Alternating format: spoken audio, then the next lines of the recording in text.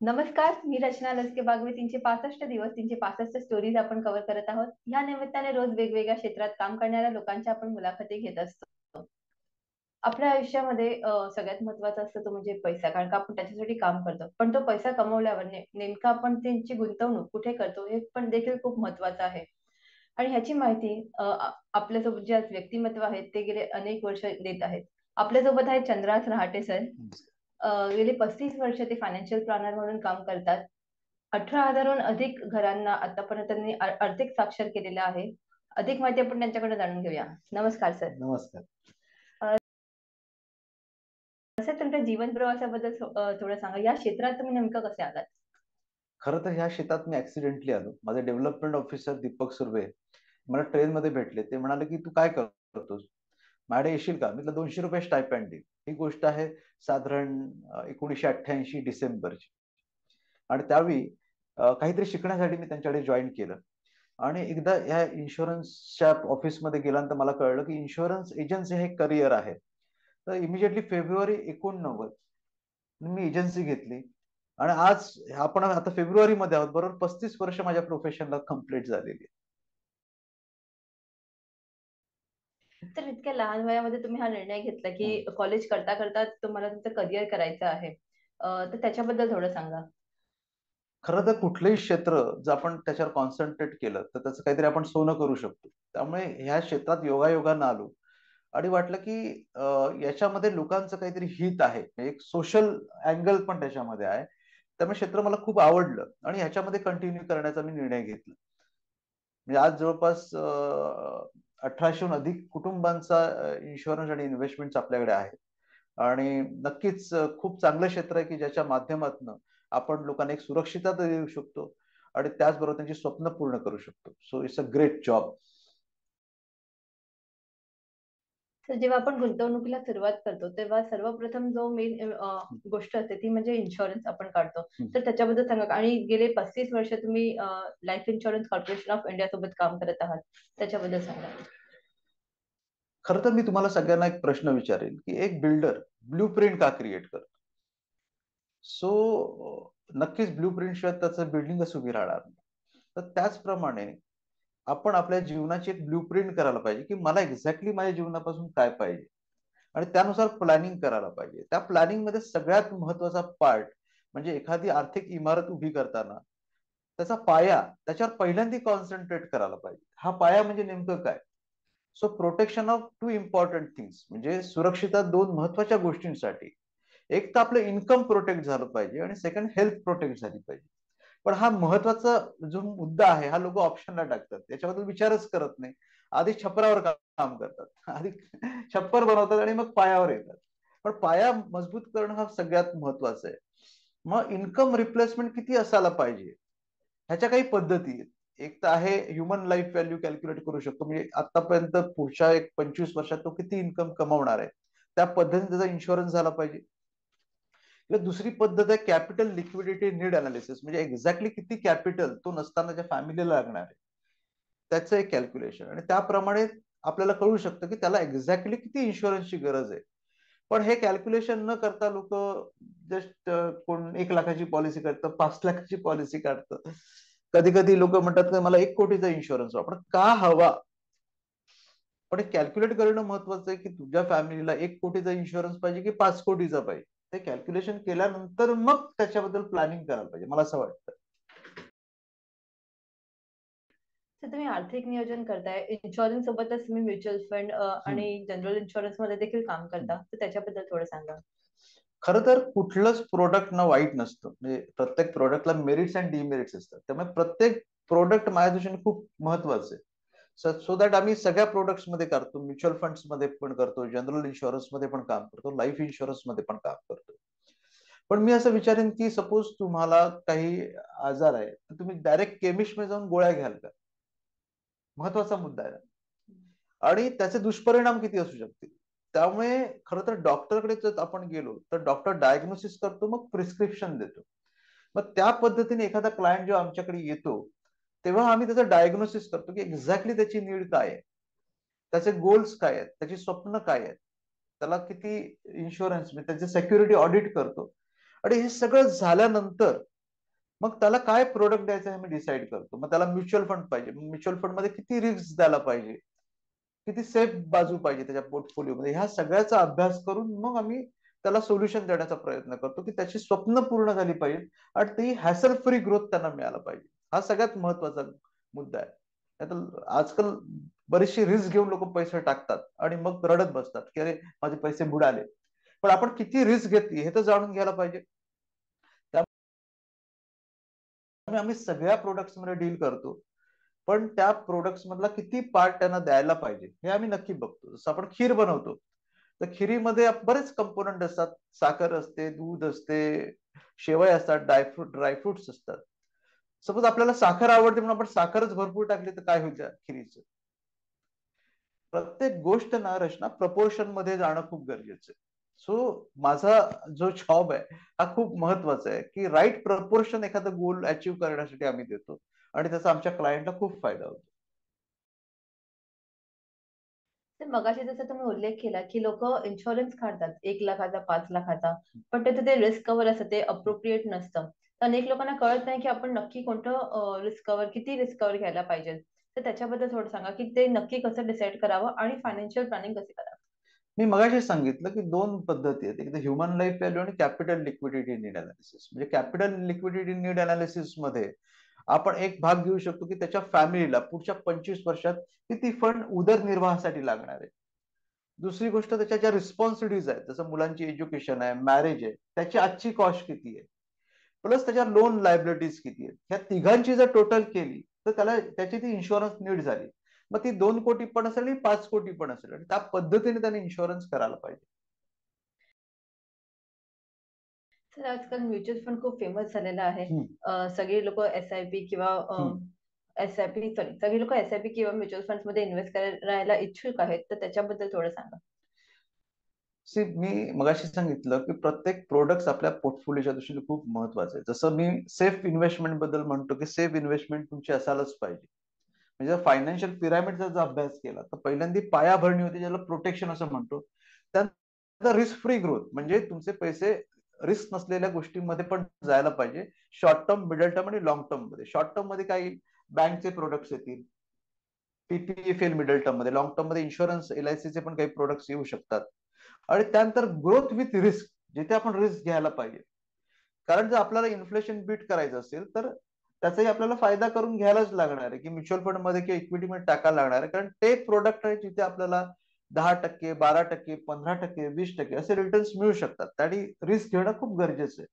त्यामुळे जे लोक खूप रिस्क घेतात त्यांना पण मी हे सांगेन की त्यांनी बॅलन्स रिस्क करायला पाहिजे. आणि जे लोक रिस्क घेतच नाही त्यांना मला सांगेन की त्यांनीही रिस्क घ्यायला पाहिजे, सो दॅट वेल्थ क्रिएशन होईल आणि इन्फ्लेशन बीट होईल. तर आतापर्यंत तुम्ही हजारो घरांना फायनान्शियल प्लॅनिंग करून दिलेली आहे. तर त्या हा जो ग्रोथ आहे तो तुम्ही कसा केला? कारण का बीकॉम पासून तुम्ही सुरुवात केलेली आणि आता 35 वर्ष तुम्ही हे या क्षेत्रामध्ये काम करत आहात. तर त्याच्याबद्दल सांगा. सी एक तर काय आहे की एखाद्या गोष्टीचा वेळ लागणं खूप महत्वाचं आहे. जेव्हा मी हे क्षेत्र सुरू केलं तेव्हा माझ्याकडे काही क्लायंट्स नव्हते आणि फक्त जिद्द होती आणि स्वप्न होती माझी. ह्या स्वप्नावर आजपर्यंत मी इथपर्यंत प्रवास केलाय. म्हणजे जेव्हा आम्ही चाळीत राहायचो तेव्हा माझं काही क्लायंटल नव्हतं, पण एक वेळ होतं की मला ह्या क्षेत्रात काहीतरी करून दाखवायचं. मग मी कोल्ड कॅनव्हासिंग सुरू केलं, जिथे मी ट्रेनमध्ये जाऊन लोकांशी गप्पा मारल्या, त्यांच्या ओळखी केलं, ते माझे क्लायंट झाले. मी दर दुकानांचा असा प्रत्येक दुकानात जायचो, त्यांना एक्सप्लेन करायचो की मी कुठल्या क्षेत्रात काम करतो आणि मी तुम्हाला प्लॅनिंग करण्यासाठी हेल्प करू शकतो. त्यातनं माझे काही क्लायंट्स क्रिएट झाले.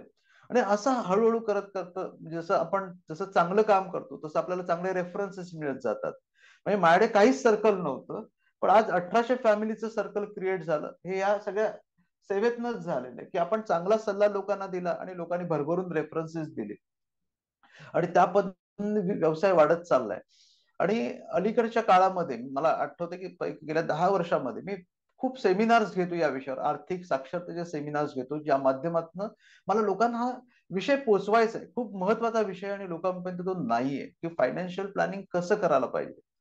बऱ्याच वेळा जे सेमिनार होता एखादा प्रोडक्ट सेलिंग वर सेमिनार होतं, पण आमचे जे सेमिनार्स मी घेतो ते कम्प्लिटली एज्युकेटिव्ह सेमिनार आहे, ज्याच्या माध्यमातून लोकांना कळतं की बाबा फायनान्शियल प्लॅनिंग कसं करायला पाहिजे, रिस्क मॅनेजमेंट कसं करायला पाहिजे आणि यासाठी मी माझे खूप प्रयत्न चाललेत. महाराष्ट्र टाइम्स मी आतापर्यंत 40 लेख लिहिलेत. सामनामध्ये माझा सध्या चालू आहे. 15 आठवडे माझे कंटिन्युअस लेख सामनामध्ये येत आहेत. आणि जिथे जिथे चान्स मिळेल तिथे तिथे मी लिहायचा प्रयत्न करतोय की ह्या गोष्टीतनं लोक साक्षर झाली पाहिजेत. आपलं आर्थिक नियोजन कशा पद्धतीने करून आपण एक त्याचा पीस ऑफ माइंड आपण आपल्याला घेऊ करू शकतो आणि आपली स्वप्न अतिशय बॅलन्स रिस्क मध्ये पण कशी कंप्लीट करू शकतो, हे सगळं मला लोकांना सांगायचंय आणि मी देण्याचा प्रयत्न करतोय. आणि याच्या पुढे खूप मोठ्या प्रमाणात हा जो मुद्दा आहे हा पुढे लोकांपर्यंत नेणारच. तर इन्शुरन्स म्हटलं तर क्लेम सेटलमेंटच्या गोष्टी आल्यात. अनफॉर्च्युनेटली जर कोणाची डेथ झाली तर त्यांच्या परिवाराला नेमकं माहिती नसतं की आपण कोणाकडे जावं क्लेम सेटलमेंट करायला. तर त्याच्याबद्दल थोडं सांगा. एक तर आपली आपल्याकडे आपला जर इन्शुरन्स एजंट असेल तर आपण नक्कीच त्याच्याकडे जाल. पण आपला इन्शुरन्स एजंट नसेल तरी पण ज्या काही पॉलिसीज तुमच्या आहेत त्या पर्टिक्युलर कंपनीकडे जाऊन तुम्हाला क्लेम फॉर्म मिळतात आणि ह्या क्लेम फॉर्म्स भरल्यानंतर तुमचा क्लेम सेटल होऊ शकतो. तर ह्या पद्धतीने आपण आता आजच्या युगामध्ये तसा काही इश्यू राहिला नाही. फक्त जो घरातला कर्ता पुरुष आहे किंवा ज्यांनी इन्शुरन्स काढलाय त्यांनी नक्की आपल्या घरच्यांना सगळं सांगायला पाहिजे की मी काय ऍसेट क्रिएट करून ठेवले. तर बिचाऱ्यांकडे त्यांचे पॉलिसीज नसतील किंवा पॉलिसी नंबरच नसतील तर ते कसे सर्च करणार. त्यामुळे मी नुसतं इन्शुरन्स पॉलिसी बद्दल म्हणत नाहीये. पण आपण ज्या काही प्रॉपर्टीज घेतल्या असतील, आपण काहीतरी कोणाला पैसे उधार जरी दिलेले असतील किंवा बऱ्याच फॉर्म मध्ये आपण वेगळ्या प्रकारची इन्व्हेस्टमेंट केलेली असेल ते आपल्या कुटुंबालाही माहिती असणं आवश्यक आहे. त्याची एक एक्सेल करून आपण आपल्या कॉम्प्युटरला ठेवून आपल्या फॅमिली मेंबर्सना आपण एज्युकेट करायला पाहिजे की मी काय केले. अदरवाईज पैसे असून पण बिचारांना मिळणार नाहीत अशी परिस्थिती पण बऱ्याच वेळा होते. क्षेत्रामध्ये तुम्ही काम करता करता एकदम टॉप मोस्ट पोझिशनला तुम्ही गेलात. एमडीआरटी हे जे पद आहे ते तुम्ही 18 वर्ष तुम्ही सलग केलं. त्यासोबत सीओटी देखील तुम्ही आहात. 4 वर्ष तुम्ही सीओटी आहात. तर त्याच्याबद्दल थोडं सांगा. येस, $1 मिलियन राऊंड टेबल हा इंटरनॅशनल एक कॉम्पिटिशन आहे. ऑल ओव्हर वर्ल्ड मधल्या एजंटसाठी फायनान्शियल कन्सल्टंटसाठी ही कॉम्पिटिशन आहे. तर मी सांगितलं मगाशीच की आम्ही एका पॅशनने काम करतोय, एका ध्येयाने काम करतोय. त्यामुळे एमडीआरटी होणं किंवा कोर्ट ऑफ द टेबल होणं किंवा गॅलेक्सी क्लब मेंबर होणं किंवा आता मी कॉर्पोरेट साठी पण क्वालिफाय झालोय, हे माझे बाय प्रोडक्ट्स आहेत. हे ऑटोमॅटिकली माझ्याकडे आले. मी यासाठी काही खास प्रयत्न करत नाही. मी माझं काम करतो कारण मला हा जो मुद्दा आहे किंवा आता हा जो मेसेज आहे आर्थिक साक्षरतेचा हा मॅक्झिमम लोकांपर्यंत पोहोचवायचा आहे आणि आम्ही लोकांसाठी खूप मेहनत घेतो. म्हणजे नॉर्मली कसं होतं की एखादी पॉलिसी सांगितली तर माझे कष्ट कमी होतील काम करायचे, बरोबर आहे. पण आम्ही त्याची पूर्ण माहिती घेतो. ती माहिती घेतल्यानंतर त्याचा एक ब्ल्यूप्रिंट क्रिएट करतो की त्याच्या आयुष्यात त्याचा जीवन प्रवास कसा राहणार आहे, त्याचं इन्कम एक्सपेंडिचर काय असेल, त्याचा गोल चार्ट काय असणार आहे, त्याने आतापर्यंत केलेल्या इन्व्हेस्टमेंट मधनं नेमके त्याला किती पैसे कधी कधी मिळणार, त्यातनं कुठले गोल त्याचे अचीव्ह होणार आहेत आणि मग त्यांना एक्झॅक्टली हा जीवन प्रवास साकार करण्यासाठी त्याने कशा पद्धतीने इन्व्हेस्टमेंट प्लॅनिंग करायला पाहिजे. मग इन्शुरन्स मधला पार्ट किती असायला हवा, म्युच्युअल फंड मधला पार्ट किती असायला हवा, म्युच्युअल फंड मध्ये किती रिस्क घ्यायला पाहिजे, कुठल्या प्रकारचे फंड्स त्यांनी ऑर्गनाईज करायला पाहिजे, मग ऍसेट्स मध्ये त्यांनी काय क्रिएट करायला पाहिजे. असा बहुतांश म्हणजे एक बहुरंगी कम्प्लिटली आम्ही त्यांना एक प्लॅनिंग देतो ज्याच्या माध्यमातून त्या माणसाला पण स्वतःला एक व्हॅल्यू ऍडिशन होतं की या माणसाने काहीतरी वेगळं देण्याचा प्रयत्न केला. त्यामुळे ही बरीच मेहनत आम्ही आमच्या क्लायंटसाठी घेतो आणि मला तसं काम केल्याशिवाय मला चैन पडत नाही ऍक्च्युली रचना. असं जसं तुम्ही मगाशी उल्लेख केला, तुम्ही आर्थिक साक्षरतेसाठी काम करत आहात. वेगवेगळ्या ऑर्गनायझेशनसाठी, कंपनीजमध्ये, कॉर्पोरेट ऑफिसेसमध्ये, गव्हर्नमेंट ऑफिसेसमध्ये जाऊन तुम्ही आर्थिक साक्षरतेवर आतापर्यंत अनेक सेमिनार्स घेतलेले आहेत. तर त्याच्याबद्दल सांगा. कारण का हे जी गोष्ट आहे ही खूप महत्वाची आहे. आर्थिक साक्षरता आपल्याला असं वाटतंय की आपल्याला पैसे येत आहेत, आपण इन्कम करतोय, पण ते आर्थिक साक्षरता नाहीये. आपण नक्की ते पैसे जे आलेले आहेत ते नक्की कुठे गुंतवतोय, कसे गुंतवतोय आणि आपले गोल्स, फायनान्शियल गोल्स कसे अचीव्ह करतोय ते खूप महत्वाचं असतं. तर त्याच्याबद्दल सांगा. खरं तर जेव्हा आम्ही लोकांपर्यंत जातो लोक म्हणतात की अरे आमच्याकडे पैसेच नाही सेव्ह करायला, तर तू काय सांगणार आम्हाला. पण हे पैसे सेव्हिंग करायला का उरत नाही हा कळीचा बरोबर. मुद्दा आहे. तर बऱ्याच वेळा लोक काय करतात की पैसे कमवतात आणि पहिल्यांदा एक्सपेन्सेस करायला सुरुवात करतात, हम्म. खर्च करायला सुरुवात करतात. आणि खर्चावर काय कंट्रोल आहे सांगा. तुम्ही जर पहिल्यांदा खर्च करायला सुरुवात केली तर तुम्ही कधीच सेव्हिंग करू शकणार हो. नाही. त्यामुळे आम्ही लोकांना एक महत्वाची गोष्ट सांगतो की पहिले इन्कम कमवल्यानंतर सेव्हिंग पहिल्यांदा बाजूला काढा आणि उरलेल्या पैशामध्ये खर्च करा. तर तुम्ही खर्चावर कंट्रोल करू शकाल आणि तुमच्या भविष्याच्या गोलसाठी तुम्ही पैसे वाचवू शकाल. जेव्हा हे सगळे मुद्दे माझ्या फायनान्शियल सेमिनार, आर्थिक साक्षरतेच्या सेमिनारमध्ये जेव्हा डिस्कस होतात, त्या लोक खरंच एनलायटन होतात.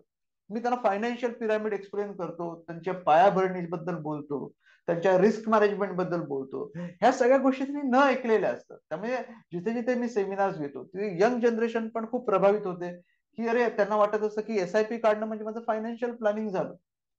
पण असं नाहीये. की सगळ्या जे काही व्हेरियस प्रोडक्ट्स आहेत त्याच्यामधनं आपण आपले गोल कसे साकार करू शकतो हे पाहणं गरजेचं आहे. कारण नुसतं त्याला तुम्ही गुंतवणूक करणं सगळं महत्वाचं नाहीये, पण त्याला एक इमोशनल अँगल पण तुमचं कंझ्युमर बिहेवियर पण लक्षात घेणं गरजेचं आहे. बरेच आस्पेक्ट्स आहेत त्याच्यामध्ये, सो दॅट हे आस्पेक्ट विचारात घेणं खूप गरजेचं आहे. आणि या सेमिनारच्या माध्यमातून मला खूप स्वतःला आनंद होतोय की हा मी चांगला विषय लोकांमध्ये पोहोचवतोय. आणि हे ऐकल्यानंतर बरेच जे टेस्टिमोनियल आम्हाला येतात हे खूपच ते प्रभावित झालेले असतात की आम्हाला खूप काहीतरी वेगळं मिळालं आज, आम्ही कधीच त्याचा विचार केला नव्हता. तो सातत्यानं मला हा जो पार्ट आहे की लोकांना काहीतरी वेगळं मिळतंय आणि त्यांना कळतंय की आपल्या लाईफमध्ये काय करायला पाहिजे. So I am very happy about it. Sir नेमकं कुठे कुठे तुम्ही सेमिनार्स घेता त्याच्याबद्दल थोडं सांगा आणि त्याच्यासाठी लोकांनी तुम्हाला कसं अप्रोच करावं? मी बऱ्याच ठिकाणी जिथे ते कॉर्पोरेट्स आहेत, आता मी पोलीस स्टेशन मध्ये पण जाऊन सेमिनार घेतलेले.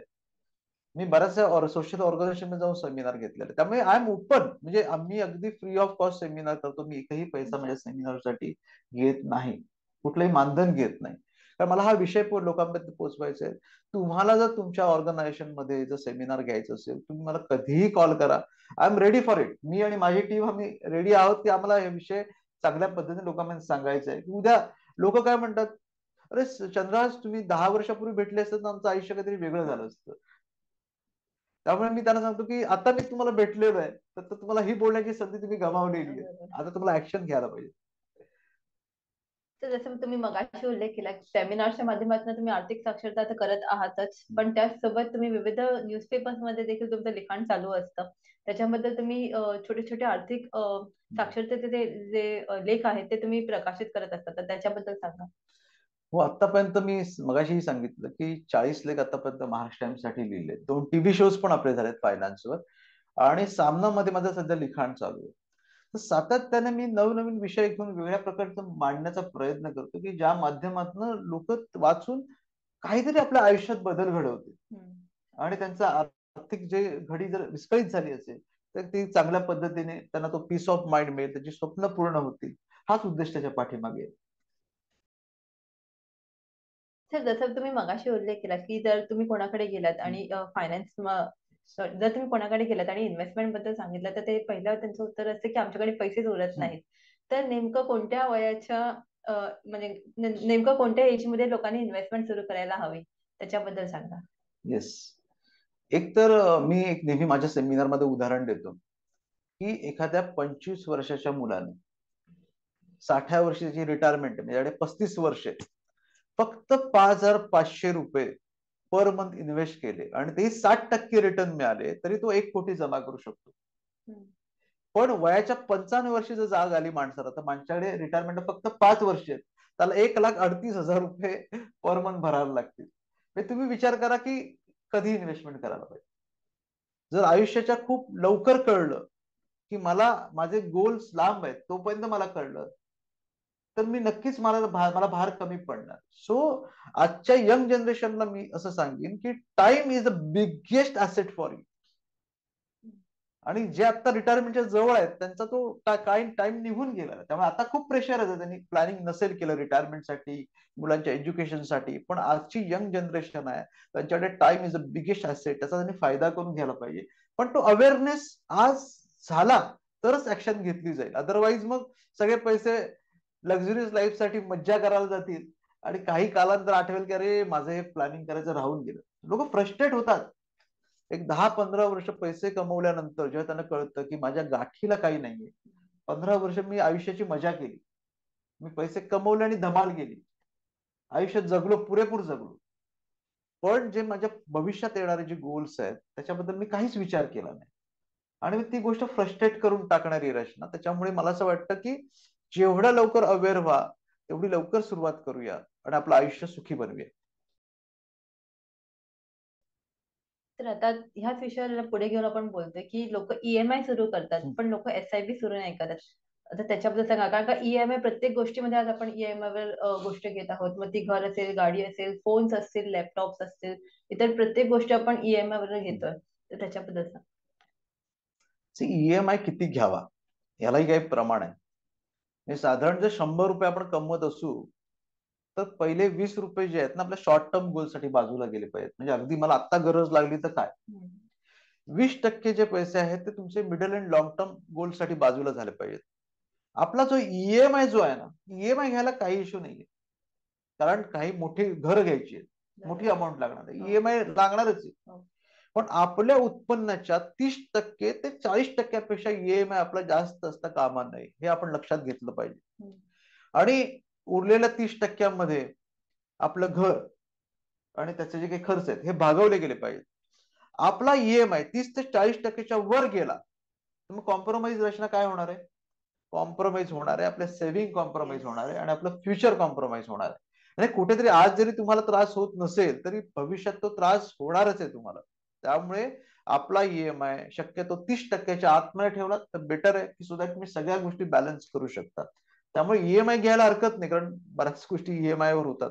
आम्हीही कर्ज काढलेली आहेत घरासाठी, पण तो 30%पेक्षा जास्त असता कामा नये असं मला वाटतं. तर तुमच्या क्लायंट लिस्ट मध्ये अनेक मोठे मोठे मोठे मोठे सिनेकलाकार देखील आहेत, मराठी चित्रपट सृष्टीतले. त्याचसोबत स्पोर्ट्समॅन आहेत, तर त्याच्याबद्दल थोडं सांगा. मी सगळ्यांची नावं घेऊ शकत नाही, कारण बरीच नावं ह्या सगळ्या मंडळीमध्ये आहेत. पण ह्या सगळ्यांचं कसं आहे की स्पोर्ट्समॅन आहे किंवा एखादा कलाकार आहे, त्यांचं इन्कम हे स्टेबल नसतं. म्हणजे एका महिन्यात खूप मोठं काम होईल की दुसऱ्या महिन्यात होणारही नाही. त्यामुळे ह्या सगळ्यांना आर्थिक नियोजनाची खूप गरज असते. आणि मला आनंद आहे की माझ्या माध्यमातून मी त्यांना काहीतरी अशा प्रकारे आर्थिक नियोजन करून देतो त्यांच्या क्षेत्राप्रमाणे, की सुद्धा त्यांना मेंटल पीस मिळते. आता रिसेंटलीच मी एक पोर्टफोलिओ गेली 5 वर्ष सांभाळतोय, त्याच्यामध्ये त्यांच्या रिटायरमेंटची सगळी प्रोव्हिजन झाली आहे. सो एक पीस ऑफ माइंड त्यांच्याकडे, की आज ते म्हणतात की रिटायरमेंट नंतर मला काही प्रॉब्लेम नाही, कारण इन्कम स्टेबल नसल्यामुळे पुढच्या 5-10 वर्षात जर इन्कम थांबलं तर मग करायचं काय, हा मोठा क्वेश्चन मार्क राहणार आहे. पण आपल्या प्लॅनिंगमुळे आज त्यांना काळजी करायची गरज नाहीये. कारण जेव्हा लोकांचं इन्कम स्टेबल नसतं किंवा त्याच्यामध्ये वरखाली होण्याचे चान्सेस असतात, तर त्यांनी खूप मायन्युटली प्लॅनिंग करायला पाहिजे आणि पॅसिव्ह इन्कमची सोय करायला पाहिजे. तर जसं तुम्ही कलाकारांबद्दल बोललात, पण तोच मुद्दा उद्योजकांसाठी देखील असतो, कारण का त्यांचं इन्कम जे आहे ते खूप स्टेबल नसतं, किंवा जे इन्कम आलेलं असतं ते त्यांना पुन्हा त्यांच्या बिझनेसमध्ये इन्व्हेस्टमेंट करायची असते. तर त्याच्याबद्दल सांगा. आणि पुन्हा कुठेतरी असं होतं की मी जे पैसे आहेत ते माझ्या बिझनेसमध्ये गुंतवतो, मग माझी इतर जे गुंतवणूक असतात ती थोडी लांबते किंवा ते साईडला राहते. त्याच्याबद्दल सांगा. खरं तर एका व्यावसायिकानं आपल्यामध्ये आणि फॅमिलीच्या गोल्समध्ये फायर वॉल क्रिएट करायला पाहिजे. ओके. हे फायर वॉल क्रिएट का करायला पाहिजे, तर अदरवाईज दोन्ही गोल एकमेकात मिक्स होऊन जातात. जेव्हा फॅमिलीच्या मुलांची लग्न येतात किंवा शिक्षण येतात तेव्हा बिझनेसनाही पैसे पाहिजे, मग काय करणार तुम्ही?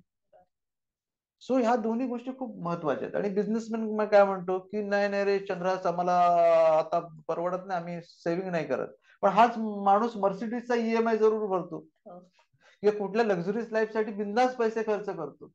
पण जेव्हा मी सेव्हिंग बद्दल बोलायला सुरुवात करतो तो म्हणतो की मला माझं इन्कम अनस्टेबल आहे, तर मी कसं काय सेव्हिंग करू शकतो, पण ईएमआय देऊ शकतो. म्हणजे ही शेवटी मानसिकता आहे ना. तर मला ते एज्युकेट मी लोकांना करत असतो की तुम्ही जरी क्षेत्रात असाल तर तुम्ही काय करा, तुम्ही तुमची सॅलरी घ्या ना. म्हणजे काय होईल, तुमचे बिझनेस गोल वेगळे होतील आणि तुमचे फॅमिली गोल्स वेगळे होतील. म्हणजे उद्या क्लॅशेस होणार नाही आणि रिस्क मॅनेजमेंट होईल. कारण बिझनेस म्हटलं तर रिस्क आहे ना. उद्या आपण व्यवसाय कशासाठी करतो, तर आपल्या फॅमिलीसाठी पण करतोच ना. सोशल वर्क म्हणून करतो का नुसतं? नाहीच करत ना. मग जर फॅमिलीसाठी जर आपण करतो मग त्यांचे गोल नको का सेक्युअर्ड करायला. त्यामुळे हे जेवढं आपण वेगळं करू, फॅमिली गोल्स वेगळे त्याचं प्लॅनिंग वेगळं आणि बिझनेस गोल वेगळे त्याचं प्लॅनिंग वेगळं. त्यामुळे ही फायर ऑल क्रिएट होणं खूप गरजेचं आहे. त्यामुळे सगळ्या उद्योजकांना माझं हेच सांगणं आहे की असं नाही की आपण सेव्हिंग नाही करू शकत, फक्त आपला माइंडसेट थोडा चेंज करायला पाहिजे. नक्की आपण सेव्हिंग करू शकतो आपल्या स्वतःसाठी, स्वतःच्या गोलसाठी, आपल्या फॅमिलीसाठी, कारण ज्यांच्यासाठी आपण हा उद्योग सुरू केलाय.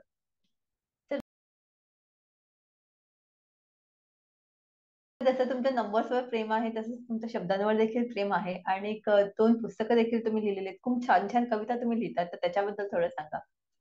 हो, ती देवाचीच कृपा आहे ना. खरं तर 30 वर्ष झाली माझ्याकडनं लिखाण होतंय. आतापर्यंत 2 पुस्तकं प्रकाशित झाली आहेत. एक व्हिडिओ अल्बम प्रकाशित केलाय. बरीचशी गाणी रेकॉर्ड झाली आहे, पण ती माझ्या कार्यक्रमासाठी मी वाजवतो. आठवणींच्या फुला, हृदय दिले तुला हा कार्यक्रम मी 14 फेब्रुवारी 2020 ला लॉन्च केला काशीनाथ घाणेकर सभागृहात. आणि मग तुम्हाला सगळ्यांनाच माहिती आहे की करोना 2 वर्ष करोना होता, त्यामुळे तो टेम्पो निघून गेलाय.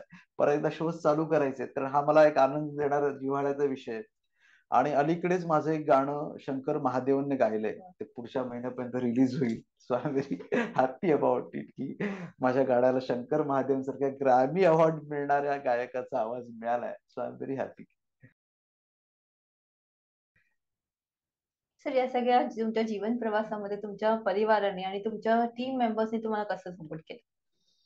परिवाराच्या बाबतीत म्हणाल तर स्टोरी खूप चॅलेंजिंग होती. वडील अगदी वयाच्या 32व्या वर्षी गेले. आईने नोकरी केली. बहीण 6 महिन्याची, भाऊ पहिलीत, मी चौथीत, असं एकंदर चित्र होतं. पण त्याही परिस्थितीत आईने नेटानं नोकरी केली. अगदी 7वी शिकलेली बाई, पण ऍज अ प्यून म्हणून तिने, वडील स्टेनो होते, पण आईने प्यून म्हणून नोकरी केली आणि आम्हाला वाढवलं. आणि याच्यामध्ये मोठा सपोर्ट मला झाला की आम्हाला 2 भावंडांना, म्हणजे भावाला आणि मला, आमच्या काकीकडे, म्हणजे म्हणजे काकीही लागते मावशीही लागते, असं रिलेशन होतं. तर काका आणि काकीने आम्हाला त्यांच्या 3 मुलांसह सांभाळलं. तर यांच्या सगळ्यांबद्दल खूपच ग्रॅटिट्यूड आहे की ह्या सगळ्या लोकांनी खूप सपोर्ट केला. त्यानंतर लग्न झाल्यानंतर सविता माझ्या जीवनामध्ये आली आणि सवितानं माझं जे ऑफिस आहे याच्यामध्ये स्वतःला वाहून दिलं. म्हणजे घरचं काम करता करता तिने ऑफिसही तेवढ्याच शिताफीने सांभाळलं आणि बराचसा माझ्या डोक्याचा भार कमी केला की त्यामुळे बाकीच्या ऍक्टिव्हिटीज मी भरपूर करू शकलो. आणि त्याचबरोबर ग्रॅटिट्यूड मी व्यक्त करीन माझ्या स्टाफचं पण. म्हणजे आज माझ्याकडे जवळपास 10 ते 15 वर्ष जुना स्टाफ आहे. माझा ड्रायव्हरचा जरी विचार केला तर तो 17 वर्ष माझ्या बरोबर आहे. सगळी अशी जुनी जुनी माणसं माझ्या बरोबर कायम राहिली की ज्यांनी माझा व्यवसाय, जी सीजीआर फिल्म टीमची पताका आहे ही उंच ठेवायला मदत केली. तर सगळ्यांचे खूप आभार आहेत माझ्या लाईफमध्ये की ऑल द सपोर्टर्स. आणि ज्या सगळे क्लायंट्स, म्हणजे तुम्हाला सांगितलं की कोल्ड कॅनव्हासिंग मधनं मी काम चालू केलं, किंवा ज्या पद्धतीने माझ्या क्लायंटने मला रेफरन्स दिले, त्या सगळ्यांचं प्रेम, मित्रमंडळींचं प्रेम, माझ्या क्षेत्रातले काही मित्र माझे आहेत, या क्षेत्रात नसलेली काही माझे मित्रमंडळी आहेत, या सगळ्यांच्या प्रेमानं ऍक्च्युली मी आज इथपर्यंत आहे. सो ह्या सगळ्या लोकांसाठी मी खूप ग्रॅटिट्यूड व्यक्त करतो की सगळी मंडळी माझ्यावर कायम राहावीत असं मला वाटतं. सर, एक शेवटचा प्रश्न मी तुम्हाला विचारेन, तो पुन्हा फायनान्स क्षेत्रातला आहे. आज आपण बघतो की अनेक तरुण तरुण लोक किंवा अनेक लोक इन्शुरन्स क्षेत्रामध्ये येतात, थोडी वर्ष काम करतात आणि निघून जातात. पण त्या मुलांना आपण मदत करायला म्हणून आपले जे फॅमिली मेंबर्स असतात किंवा फ्रेंड मेंबर्स असतात ते इन्शुरन्स पॉलिसी काढतात. तर ते किती योग्य आहे? कारण का ते नंतर कुठेतरी जॉब स्विच करतात किंवा तो व्यवसाय सोडतात आणि दुसरं काहीतरी चालू करतात. तर त्याच्याबद्दल थोडं सांगा. खर तर इन्शुरन्स पॉलिसी हा ऑब्लिगेशनचा मुद्दा नसायला हवा. किंवा फायनान्शियल काही आपण एखादा प्रोडक्ट एखाद्याने सुरू केलं म्हणून त्याला मदत करतो, हम्म. तर पहिली गोष्ट म्हणजे हा खूप महत्वाचा आस्पेक्ट आपल्या लाईफ मधला. बऱ्याच वेळा बँकर्स पण जबरदस्तीने तुम्हाला इन्शुरन्स देण्याचा येस. प्रयत्न करतात. म्हणजे तुम्हाला लॉकर पाहिजे, इन्शुरन्स घ्या. याला काही पॉइंटच नाही. म्हणजे सगळे जण विकण्याचा प्रयत्न करतात. अशा लोकांपासून सावध राहायला पाहिजे. जर मला माझं फायनान्शियल प्लॅनिंग करायचंय, भले एखादा मुलगा नवीन असेल या क्षेत्रामधला, पण तो लॉंग टर्म या क्षेत्रात राहणार आहे का, हेच त्याचं प्रोफेशन होणार आहे का, हे आपण चेक करायला पाहिजे. दुसरी गोष्ट की तो कशा पद्धतीने आपल्याला गायडन्स करतोय हे देखील आपण समजून घ्यायला पाहिजे. तो माझा, म्हणजे माझ्या गोल बद्दल विचार करतोय का, की तो जर टार्गेट कम्प्लीट करण्यासाठी माझ्याकडे आलेला आहे, हे जर जाणलं. कारण एखादी इन्शुरन्स पॉलिसी किंवा एखादी इन्व्हेस्टमेंट सुरू केली आणि ज्या व्यक्तीने हे, त्याच्या व्यक्तीकडनं तुम्ही घेतलेले, तो माणूस जर निघून गेला तर तुम्ही ऑर्फन कस्टमर होता, मग त्याची सर्व्हिस कोण देणार? त्यामुळे एखादा ऍडवायझर निवडताना बऱ्याच गोष्टींचा विचार करायला पाहिजे की तो नॉलेजेबल आहे का, तो किती वर्ष या क्षेत्रामध्ये आहे, जर तो नवा असेल तर की त्याच्या प्रोसेसेस काय, तो कशा पद्धतीने माझा विचार करतोय, की तो मला प्रोडक्ट सेल करण्याचा प्रयत्न करतोय. ज्याप्रमाणे एखादा आजार झाल्यानंतर एखाद्या डॉक्टरकडे आपण जातो, ज्या विश्वासानं जातो, तसा डॉक्टर आपल्याकडे असायला पाहिजे. मग आपण त्या व्यक्तीला नुसतं एक इन्शुरन्स एजंट न मानता किंवा फायनान्शियल कन्सल्टंट न मानता तो माझा फायनान्शियल डॉक्टर आहे, त्या भावनेनं आपण तो सिलेक्ट करायला हवा, असं मला वाटतं. धन्यवाद सर, या विषयाची खूप डिटेल मध्ये तुम्ही माहिती दिली आणि असेच तुमची प्रगती होत राहो ही सदिच्छा. EMI सोबत आपण SIP देखील करूया आणि एक गुंतवणुकीमध्ये आपले पैसे इन्व्हेस्ट करूया. Thank you sir. 365 दिवस 365 स्टोरीज यामध्ये सिरीज मध्ये सहभाग घेतल्याबद्दल खूप खूप धन्यवाद. थँक्यू. रचना, थँक्यू सो मच की तू ह्या सगळ्या तुझ्या उपक्रमात मलाही सामील करून घेतलंस. आणि हा जो विषय जो आहे, ह्या विषयात तू खूप छान प्रश्न विचारले की ज्या माध्यमातून लोकांना एक वेगळी एनलायटन मिळू शकेल, काही पॉइंट्स मिळू शकतील स्वतःच्या आर्थिक नियोजन करण्यासंदर्भात. त्यामुळे नक्कीच फायनान्शियल पिरामिड हा खूप महत्वाचा आहे. त्यामुळे पायापासनं पुढे आपलं प्लॅनिंग होत गेलं पाहिजे. तो पाया महत्वाचा आहे, नेहमी लक्षात ठेवा. Thank you so much. ही संधी अमित आणि रचनाने उपलब्ध करून दिली. आणि रचनाच्या 365 दिवस 365 मुलाखती यासाठी मी खूप शुभेच्छा व्यक्त करतो. सगळ्या वर्ल्ड रेकॉर्ड मध्ये तिची नोंद व्हावी या उपक्रमाची, आणि अशाच पद्धतीचे चांगले उपक्रम जे लोकांना मोटिवेट करत राहतील हे नेहमी करत राहा. सो आमच्याकडनं नेहमीच तुम्हाला याविषयी सुपर सपोर्ट राहणार आहे. All the best. Thank you thank you. Sir. धन्यवाद.